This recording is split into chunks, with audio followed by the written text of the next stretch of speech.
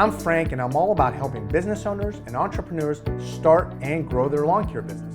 Make sure to subscribe, like, and hit the bell button so you're notified of my future videos. Welcome back, Lawn Care Pros, and we're continuing our conversation with Judd, who is transitioning from part-time to full-time in his lawn care business. So going back, when you first started out, you saw some of the challenges when it comes to the lawn care industry when you're first starting out. And one of them was obviously, you didn't have enough customers, so you had to take on different tasks and jobs that you really didn't want to.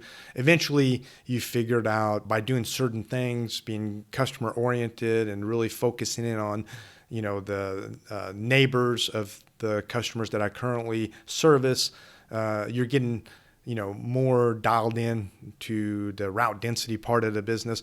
What are some of the other challenges that you've come across that you can share with our audience in, if they're just starting out? Yes. So I have made some major mistakes with equipment. I'm gonna stop you right there real quick. That sigh was like, oh, we so Judd, you sound like you have a list for us, so I love it. Oh, I have a list of equipment that I have messed myself up on. So number one is okay. I am a huge fan of buying name brand equipment. And every time I've tried to buy anything that wasn't Exmark or Skag, uh, then I have regretted it immediately. And there's a couple times I've bought like some old Exmark Metros or some walk behinds, two of them I'm thinking of. And I thought, gee, this is a great deal, $500 for this. And it works for a day. And then, you know, the entire engine falls off the mower like I I bought, and I don't want to say anything bad about Bradley mowers because I've had good success and have friends who love them. Yeah. But I bought a really, really old one, adjusted I try to do as much of the mechanical work as I can, switched out the blades and the tires.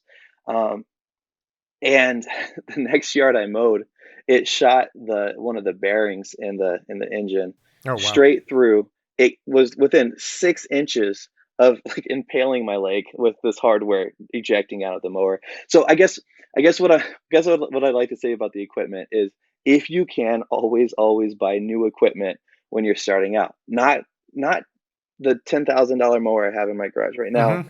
Or if you're going to buy used, make sure you're Yeah, buying it from somebody that's really reputable. Because I've made the same sure. mistake. Whenever I was first starting out, it's like, oh, I'm going to buy this Toro that's like 10 years old. Right. Yes. And I don't even know the guy. Right. So, maybe buy something that's one or two. Again, it all depends on your budget, right? If you can buy the new, go buy the new. But if you don't have the money to buy the new, I'm okay suggesting to people when they're first starting out, buy residential. It's okay. You're going to go through and it's going to be destroyed very quickly, but it's $400, $500, and it gives you where you're not 100% vested, right? Because you can Yeah. see, oh man, I just mowed 20 yards and I really kind of hate this. It's Yes. August in Texas and it's 102 degrees. Maybe I need to get an Yes. office job. So now you're not out 10,000 or 1,200 or 1,500 for a new mower that you're having to sell for $500. So I love your advice. I love your advice about buying new or what you can afford. But if you happen to be in that situation where you have to buy used equipment, really investigate it. Like really understand who you're buying it from. That's right on. Yeah. Yeah, I started out with residential for my first year. I Mm. thought it was amazing until I tried commercial, Hmm. and Yeah. and then it makes the whole difference. Yeah. But no, I'm like you. I bought a what was it? A Laser Z with my third year with 1,500 hours on it, and I ran it to 3,000 hours, and then it died right at 3,000 hours, and that's when I bought my first new one. But Mm. yeah, used equipment, if it's the right one, can do great work for you. Yeah. So equipment was some of your challenges. What are some of the other challenges that you have overcome, Yeah. or maybe you're still struggling with some of the things? Well, while I'm working a full-time job and using this as my side hustle, I have had trouble just with work time management, with weather issues. Mm. Um, you're working, or as a teacher, at least I get off school around 2:45 or 3, and then I can put in 4, 5, 6 hours in the evening. But in the spring, at least the spring here in Ohio, everything is so thick, and if you do it every 7 days, you're looking at having to double and triple cut the yards just to mulch up the grass. Oh, wow. Um, yeah, so I guess what I would say is having help, like I said, with Rich, but then also don't. I overstretched myself about 4 years ago, and Rich was working full time. I was working every second I wasn't at school. I took all of my paid time off before the end of the school year, and I was still not getting to all my clients. Um, so overstretching myself, taking on jobs that are a little bigger but farther away. If you have to do that to make the money meet, like I understand that, Hmm. but it pushed me to the point where it wasn't healthy for me, and because of that, I ended up having to sub it out, and I ended up losing money in a lot of these accounts. And the other big part of my business we haven't talked about is the mulch side of it. We do a lot of laying mulch and cleaning out flower beds and whatnot. Um, and in the spring, that's also the huge time of year for these big projects we get ourselves into. So um, doing those spring cleanups and mulch jobs with all the mowing in the spring, that was probably the biggest negative that I had in my first 7 years, is Mm. overworking myself and not keep it. I guess I'm all about keeping those core clients happy, like the core, like 30, 40 really profitable clients that you treat so well. And when I was, a day or two late every week to them, they started questioning, my work ethic. And then I thought, the whole point here is to serve them. And even if I'm making, let's say, you know, $500 extra a month for 2 or 3 months of the year, and then I lose my core clients at the end of the year, I'm not going to make as much money. Hmm. Um, so it's a learning stuff, but it's also being in your 20s, needing to pay for bills and having to take on more work. So would I do it differently? Of course I would, but I would also probably be stretching my calendar pretty thin at the same time. Yeah, I think that's all really great advice. And I'm going to come back to the mulching side of your business, but before I do, I want to ask you, so you mow, the would you say like 50 lawns right now? About 50 a week. We have a bunch of biweekly, maybe a dozen, but Okay. about 50, 55. And that was my next question. So, um, do you primarily do, which I think you answered it, but I want to dig a little bit deeper. So, do you primarily do the weekly customers, and then you do some biweekly, and then on top of that, do you take some of the one-offs? Up to now, no, unless it's in the summertime. Hmm. Um, so just because of my calendar. And most people don't go on vacation in the spring, at least around here. They normally go when it's hot in the summer. Um, but the biweekly stuff, I try to stay away from. When I get a new client, and this is just what I've learned in the last few years, is I approach them and I say, these are the services I offer. If you want my business, then these are the services that you're buying. Mm-hmm. Is weekly mowing all year, unless it's burnout in the summertime. And we probably don't get as much burnout as you guys do down there in Texas, but the end of July, early August, we're probably only mowing every 2 weeks instead of every week. But I always say, if you don't want your yard mowed this week, you got to text me the beginning of the week, and then I'll put you down as a skip. Otherwise, I'm going to mow it if I think it's mowed. And believe me, when it's hot, I'm going to skip your yard if Right. it doesn't need it. Um, Right. Right. and so I always leave it up to me unless they explicitly say, don't mow the grass this week. And I know I've seen on Instagram, everybody's got their opinions on that. But that's just what's worked for me. And I've always said, trust me, I won't mow extra if it doesn't need it. But I also can't read your mind. So please communicate with me if you don't need it. Sure, and that's very important. So for our audience, that are just starting out, or maybe they've been in business for a while, tell me why. And I think a lot of us know the answers, but I want to hear it from you, as though you're talking to the audience and telling them, the downfall of doing bi-weekly mowing, right? What's your opinion on the downfall of, doing bi-weekly mowing? For sure.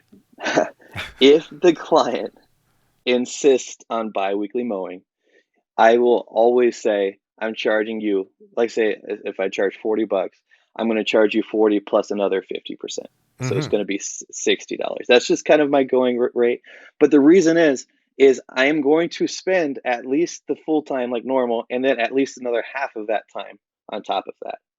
Your grass will look like it's not done the whole time that it's not done because it should have been done every week. Which is a poor representation of you, right? Of Because me. That's what I was going to say. Yes, yeah, sir. Because it's like my work is being shown off to people and they see me in front of your house. And if it looks like that I'm only showing up every 2 weeks, they're not going to want to hire me on.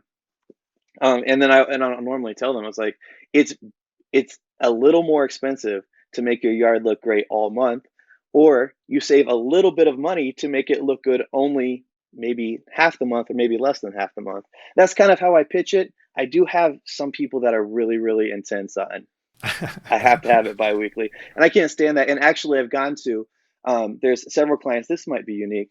Is I'll do their backyard every other week because they insist on saving that like extra $10 a month. I don't understand or whatever. yeah, And I'll say I am going to mow your front yard every single week because I'm mowing your neighbor's front yard. It just makes sense. I love that. And so I'm like, it will be in your bill. Your bill will only be $20 more a month, but it'll from the street. It'll look like everything's done. Yeah, one of the things that I don't know if it's the case for you or not that I want our audience to know about as well. One of the downfalls of doing biweekly, in my opinion, is also the wear and tear on your equipment. Yes. Do you agree with that? Can you elaborate on that as far as if you've seen that in your in the case of your business? Yeah, two things on that is one, it takes a lot more gas Mm. to get through that grass, and that's going to be just the straight up expense right away. The blades are never as sharp. Um, the belts are being stressed. I mean, it's up for debate. Is it better to mow everything at 4.5 inches and then get down to like 3.75, or do it short first, then tall later? But no matter what, your machine is working higher or harder than it would normally for twice as long. Hmm. So yes, I do it. I'm not that guy that is going to lose a client because I'm like I lose a client, I'm losing $150 a month. I'm not gonna lose that money when I could make that money, but I'd also rather make 225 a month. Sure, absolutely, and again, there's no right or wrong way. You got to do what's right for your business, and it's an evolution, right? You're the business evolves, right? So if I picture all the stuff that you're doing, which by the way I'm very impressed, you continue to go down that path. I think in a year or two, you're gonna be at the point where no, we're just doing weekly, and that's it. I'm not predicting that, but I know from my experience the evolution because it's hard on the equipment. It doesn't look good. It's not a good representation for you. It's also hard on the employee. Whoever's going through the lawn. It's hard on them too because it's literally like you're mowing 2 yards. You might have 20 yards on the account, and uh, if five of them are bi-weekly, right? So that's 15 weekly. You got 5 weekly. That's kind of like equivalent to doing 25 yards instead of 20. So physically, it's more demanding. You're putting stress on the employee. You're putting stress on the equipment. You're And not it's not really fair for the employee who's getting paid by the job. So eventually, at least it was for me and many other people that I know. You get to the point where yes, Mrs. Jones, we'd love to do your lawn. We like to take care of your lawn, but this is what we offer. We don't offer monthly. We don't offer weekly. I mean, bi-weekly. We don't offer. Have you ever heard somebody ask 10 days? yeah, I have here in Ohio, and I'm like, yeah, How do you put that on the calendar, right? right. I'm only in your neighborhood this day of the week. Yeah. I mean, we can get into that too, but like if you say you're showing up on Thursday every week, then it's important not to have to show up on Tuesday too. you Yeah. know.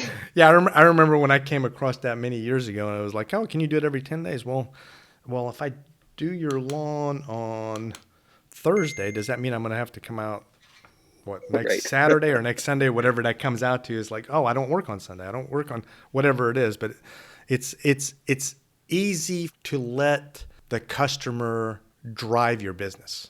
And what you Yeah. want to do is really drive the business yourself, right? Yes, yes. And it's easy to fall into the trap like, oh, they're offering me 200 bucks a month. There's my electric bill. Yeah. And there will be times like when you're starting that you'll say yes to that job, and it's hard to say yes and then backtrack on Mm-hmm. services that's offered. Yeah.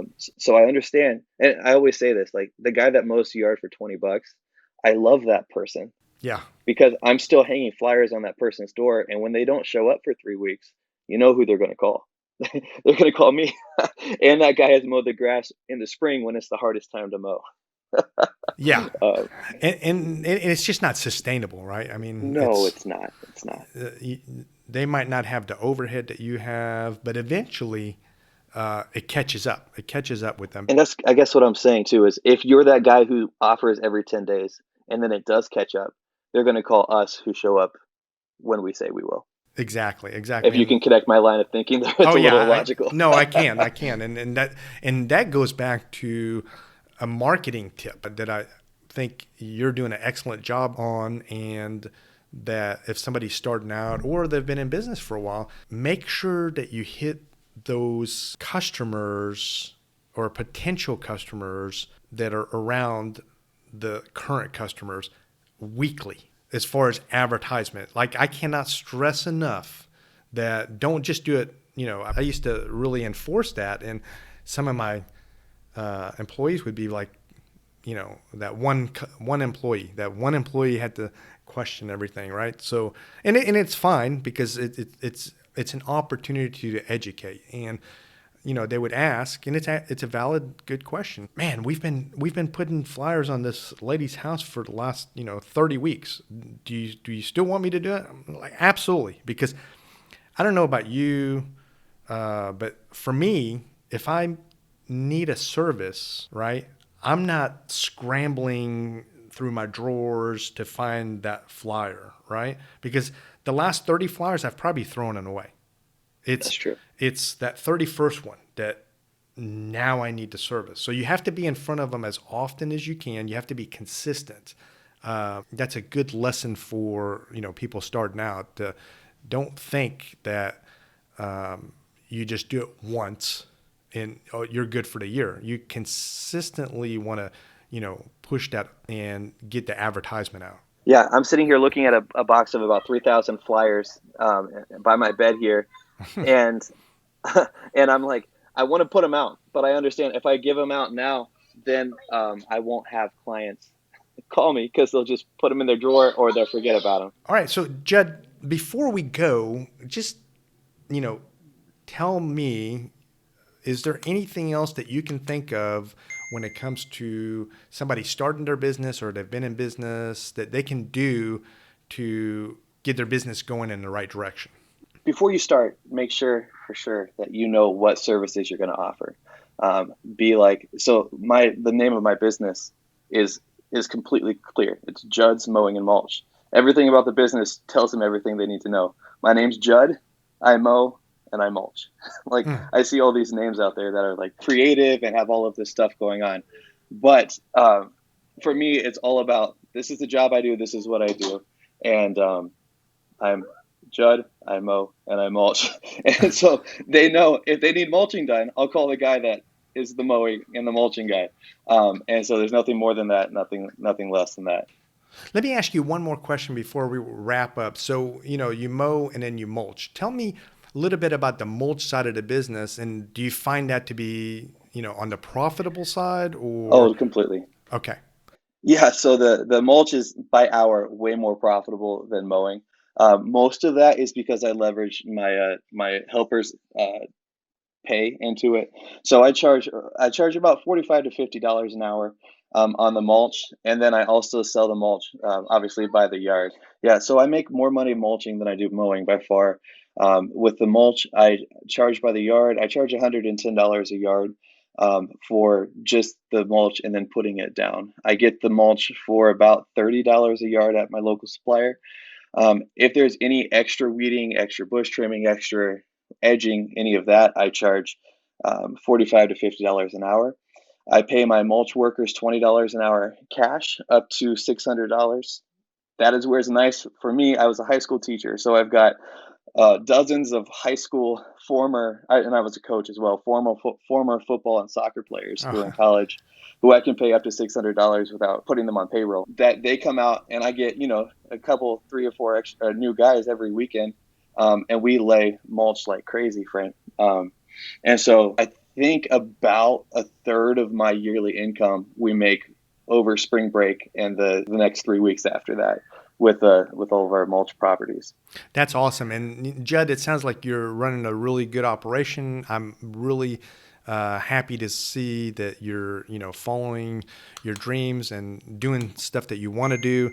And I really hope your business continues to grow. And again, thank you so much for sharing your knowledge. And this will help really the person that's just starting out, or maybe they're doing it on a part-time basis and want to make that, take that leap of faith, right? And really do what you're doing. So again, thank you so much for joining me. And I look forward to maybe checking in with you again in the future and seeing how you're doing and how your business is progressing. Absolutely, Frank. I've loved being on here. And you've taught me several things too from our conversation. So I appreciate you. And you guys take care. Thank you so much, Judd. I hope this information was helpful to you. Please make sure to subscribe, like, and hit the bell button so you're notified of my future videos. See you next time, Lawn Care Pros.